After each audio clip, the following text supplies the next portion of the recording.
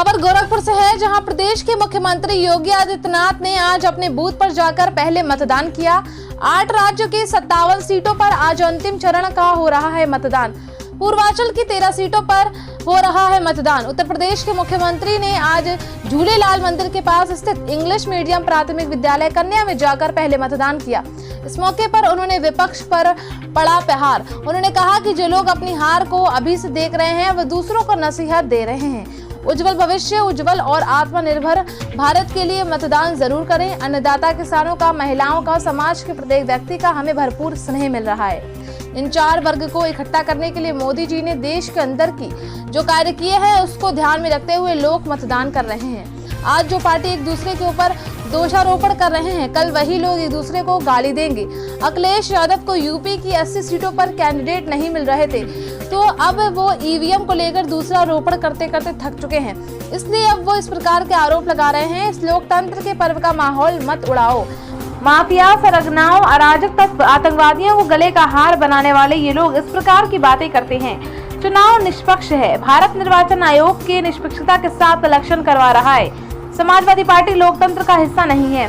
बाबा साहब भीमराव अम्बेडकर और उनके द्वारा बनाए गए संविधान का अपमान किया है। ऐसे लोग के मुंह से लोकतंत्र की बात बेईमानी है। विभिन्न परिस्थितियों के बावजूद भी मतदाताओं में उत्साह है।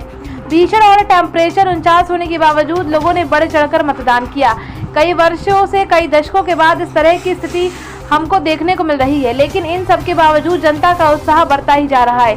और भी मजबूती के साथ देश के अंदर नई सरकार गठन करने के लिए सरकारों के कार्यों का, सरकारों के कारनामों का अमल करते हुए आज उसका मूल्यांकन जनता कर रही है और उसके अनुसार मतदान भी कर रही है। हमारा मानना है कि देश के अंदर जो समर्थन प्राप्त हो रहा है, उसको ध्यान में रखते हुए हम कह सकते हैं कि 4 जून को जब जनता जनार्दन का फैसला आएगा, तो देश के अंदर और विकसित भारत के लिए विरासत भी और विकास भी, गरीबों के प्रति संवेदना भी, युवा पीढ़ी के उज्जवल भविष्य, जिन लोगों ने, जिन भारतीयों ने, जिन सरकारों ने काम किया है, उससे मोदी जी एक बार फिर से बहुमत के साथ सरकार बनाएंगे। बड़ी मजबूती के साथ 10 वर्षों में बदलते हुए भारत 7 वर्ष में डबल इंजन की सरकार द्वारा एक नए उत्तर प्रदेश का दर्शन कराया है। एक ही सुंदर शुरुआत की अनुभूति हुई है। यहाँ के युवाओं के लिए, यहाँ के किसानों के लिए, यहाँ पर के बहनें, माताओं के लिए, बहन बेटियों के लिए, व्यापारियों के लिए, समाज के प्रति हर व्यक्ति के लिए सबका साथ, सबका विकास की भावना के साथ मोदी जी के नेतृत्व में कार्य हुआ है। मुझे लगता है कि जनता जनार्दन का आशीर्वाद मोदी को, भारतीय जनता पार्टी को पूरे देश के अंदर प्राप्त हो रहा है। और आज 7वें चरण में भी पूरे देश में उत्साह के साथ लोग मतदान कर रहे हैं। प्रातःकाल मौसम बहुत सुहाना है। सुहाने मौसम का आनंद लेकर जाति, मत और मजहब से ऊपर उठकर अपने देश उज्जवल भविष्य के लिए एक आत्मनिर्भर और विकसित भारत की कल्पना जो मोदी जी ने की थी, उसको देशवासियों को दिया है। आज देश और दुनिया की सबसे बड़ी अर्थव्यवस्था भारत है। ये आगामी 3 वर्षों में दुनिया की सबसे बड़ी व्यवस्था देश की श्रेणी में होगी। आइए देखते हैं ये ब्यूरो रिपोर्ट। लोकतंत्र का महापर्व लोकसभा चुनाव 2024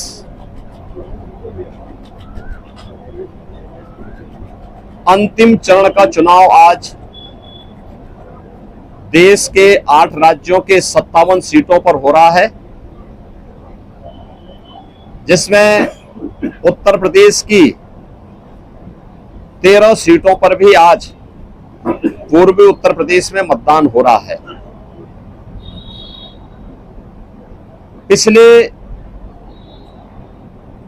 2 महीने, 2.5 महीने से अधिक समय से जो देश के अंदर आम जन की आकांक्षाओं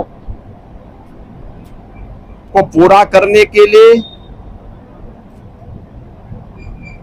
जनता जनार्दन की जो अपेक्षा थी, उसके अनुरूप विभिन्न राजनीतिक दलों ने जनता जनार्दन के सामने अपने अपने मुद्दे रखे, अपनी सरकारों के समय के कार्य और कारनामों को रखे। आज अंतिम चरण में 8 राज्यों के 57 सीटों पर मतदान हो रहा है। उत्तर प्रदेश की भी इन 13 सीटों पर, जो हमारी पूर्वी उत्तर प्रदेश में महाराजगंज, गोरखपुर, कुशीनगर, देवरिया, सलेमपुर, बलिया, घोसी, गाजीपुर, वाराणसी, चंदौली, मिर्जापुर, रावड़सगंज, ये सभी सीट्स हैं। इन सब पे इलेक्शन प्रारंभ हो चुका है। मौसम की विपरीत परिस्थितियों के बावजूद भी मतदाताओं ने जो उत्साह दिखाया है, मैं सबसे पहले उन सभी मतदाताओं के प्रति हृदय से आभार व्यक्त करता हूं जिन्होंने लोकतंत्र के प्रति अपनी आस्था को व्यक्त करते हुए भीषण गर्मी में, टेम्परेचर इस समय 50 डिग्री के आसपास जा रहा है, जो संभवतः कई वर्षों के बाद और कई दशकों के बाद इस प्रकार की स्थिति हम सबको देखने को मिल रही है। लेकिन इस सब के बावजूद भी जनता का उत्साह कम नहीं है, बल्कि वह और भी मजबूती के साथ देश के अंदर नई सरकार गठन करने के लिए सरकारों के कार्यों का, कुछ सरकारों के कारनामों का अवलोकन करते हुए आज उसका मूल्यांकन कर रही है और उसके अनुसार मतदान भी कर रही है। हमारा मानना है कि देश के अंदर जो समर्थन प्राप्त हो रहा है उसको ध्यान में रखते हुए हम कह सकते हैं कि 4 जून को जब जनता जनार्दन का फैसला आएगा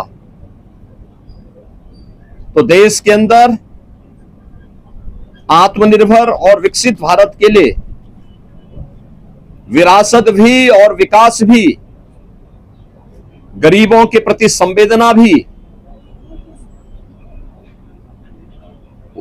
युवा पीढ़ी के उज्जवल भविष्य,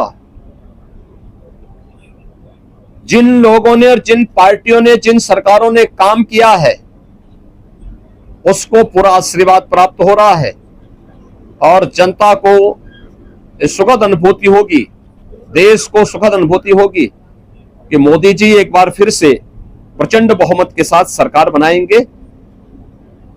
उत्तर प्रदेश इसमें अपनी भूमिका का निर्वहन करेगा पूरी मजबूती के साथ। 10 वर्ष में बदलते हुए भारत को 7 वर्ष में डबल इंजन सरकार के द्वारा